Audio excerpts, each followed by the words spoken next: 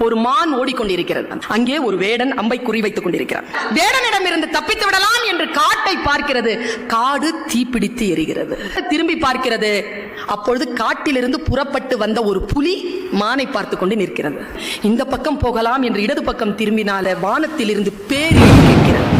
காலெல்லாம் நடுங்க யோசிக்கிறது. அதனால் அடுத்த அடி எடுத்து வைக்க முடியவில்லை. காரணம், அது பிரசவ வலியில் இருக்கிறது. குட்டியை ஈனுவதில் தன்னுடைய கவனத்தை செலுத்துகிறது. அந்த சூழலை வேடன் பார்க்கிறார். அங்கே ஒரு புலி நிற்கிறது. இந்த பிரசவ வாடைக்கு புலி வந்துவிடக் கூடாதே என்று மனம் ஏதோ ஒன்று செய்ய தன் அம்பை சரியாக புலியிடத்தில் திருப்புகிறான் வேடன். புலியை அடிக்கிறான். தன் மீது அம்பு பாய்ந்த போது தன்னை அடித்த வேடனை துரத்துகிறது புலி. இடி இடித்ததில்லையா? அந்த வினாடியில் பெரும் மழையாக பெய்து காட்டிலே இருக்கக்கூடிய தீ அடைகிறது. இது கதை.